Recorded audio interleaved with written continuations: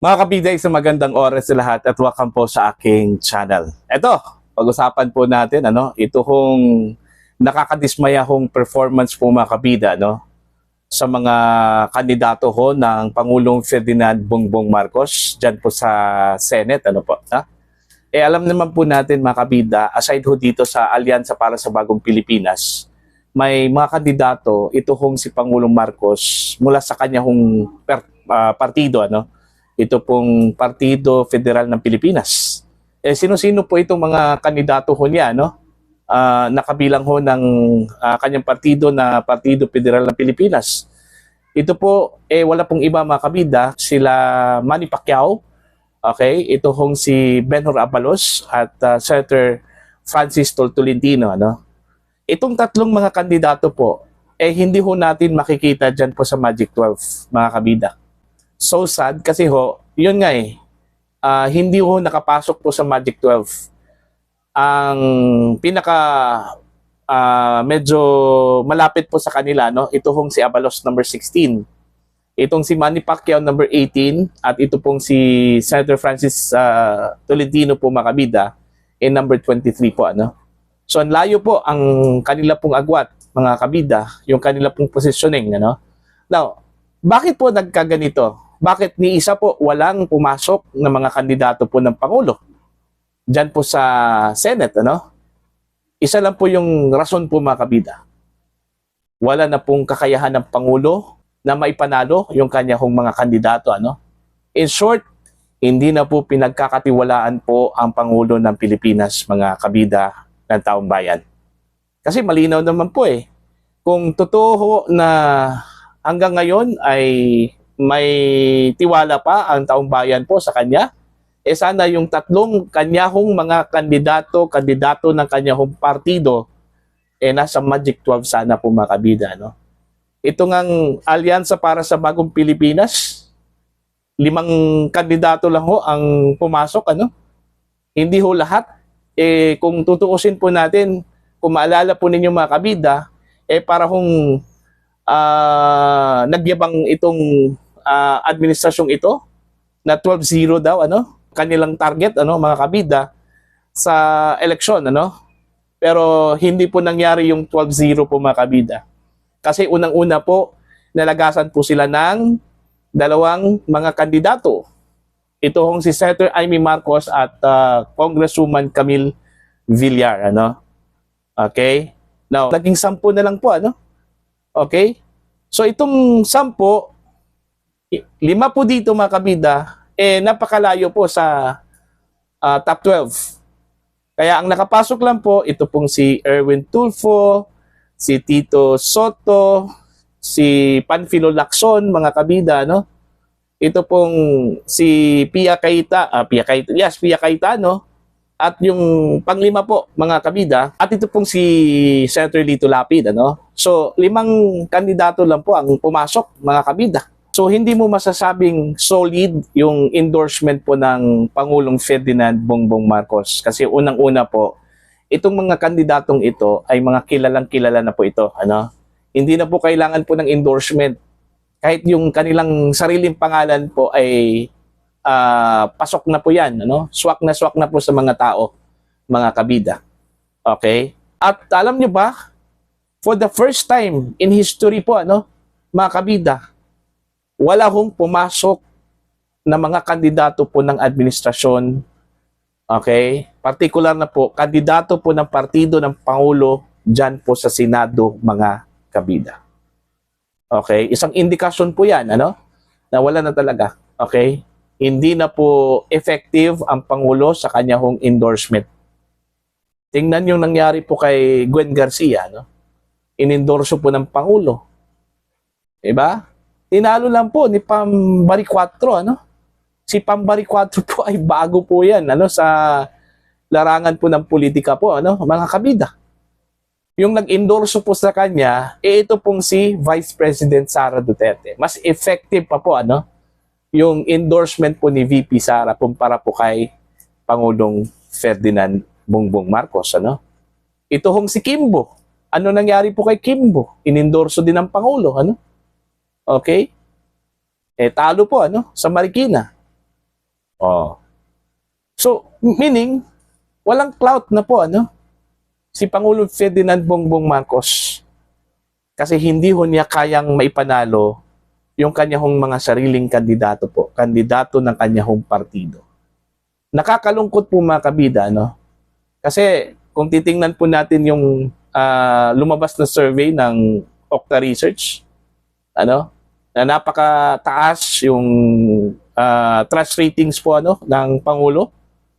Matapos pong lumabas ang survey po ng Pulse Asia na bumagsak yung kanyang trust ratings at saka performance, naging 25% na lang po, Pero pagdating ho sa Okta po mga kabida, napakataas. Okay? Nasa 61 ata kung hindi ako nagkamali, So it goes to show po, na mali yung survey po ng Okta. Okay? Kung saan po ay sinasabi pong pinagkakatiwalaan pa rin ng taong bayan ito hong si Pangulong Ferdinand Bongbong Marcos, Kasi kung totoo po yan, sana naipanalo po niya yung kanyang mga sariling kandidato po, wala. Okay? So, yung survey po ng Pulse Asia speaks itself, mga kabida. So, tingnan po yung nangyari po, sa mga inendorso po ni Vice President Sara Duterte, Dahil ho sa kanyang mataas na trust ratings o trust rating na nasa 61% po sa Pulse Asia survey po mga kabida. Look what happened. Nanalo si Barry Cuatro, okay? Nanalo yung kalaban po ni Congressman Benny Abante, Nanalo po si Isko Moreno, okay? Oh. Nanalo po yung kalaban po ni Congresswoman Stella Kimbo. Ito hong si Maan Teodoro, So tingnan po natin 'yon, yung difference between the endorsement of President Marcos and Vice President Sara Duterte. Kaya nga yung puwersa po ng mga Duterte po, mga kabida, malinaw po, still the force to reckon with. Yung puwersa po ng mga Duterte. Yung endorsement po ng mga Duterte, yung clout, yung influence, nandyan pa rin, mga kabida. Kaya kay Pangulong Ferdinand Bongbong Marcos po, mga kabida, wala na. Kumbaga, nasa twilight zone na po, yung kanyang effectiveness doon po sa pag-endorso po ng mga kandidato po niya.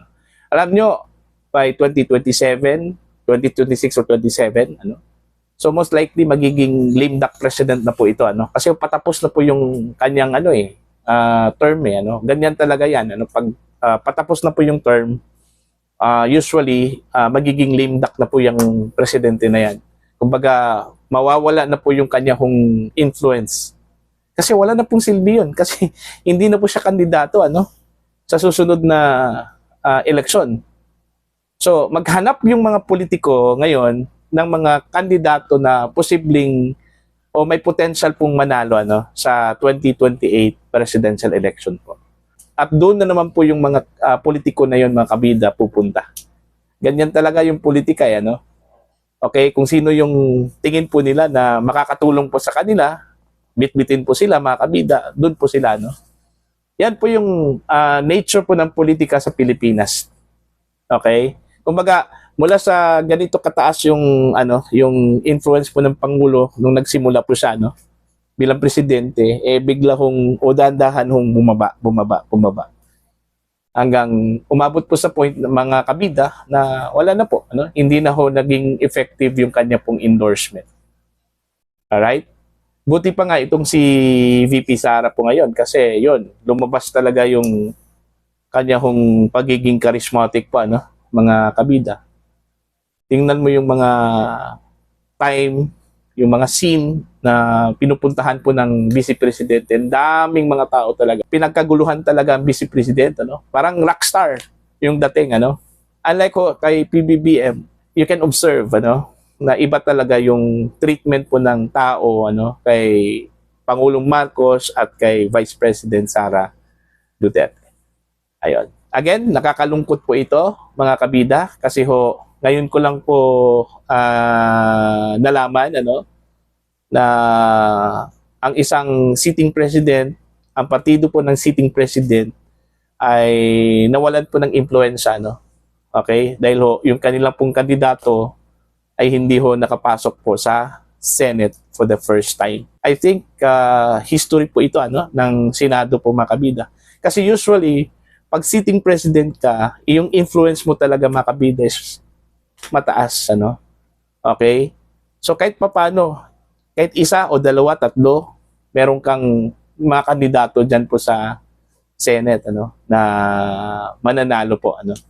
Wag ho nating isali ito pong alyansa kasi yung alyansa po ay magkakaibang mga partido yan represented by different political parties na nagkaroon po ng alyansa with the party of the president. Hindi talaga yung matatawag po nating kandidato talaga ng Pangulo yan. May kanya-kanyang mga partido yan sila. Unlike ho dito sa tatlong mga senatorial bets, Pacquiao, Tolentino, and Abalos, partido talaga yan ng Pangulo. Partido Federal ng Pilipinas. So, anong lesson dito, mga kabida? Sa tingin po ninyo, kung bakit ganito po nangyari po sa mga kandidato po ng Pangulo? Okay? Anong lesson po sa tingin po ninyo? At anong pagkakamali po na ginawa po ang Pangulo dito? Okay? Yung kanyang pinagagawa po, mga kabida. Yung nagdulot po sa kanya ng pinakamababang rating, trust rating at saka performance rating na nasa 25%. Diba?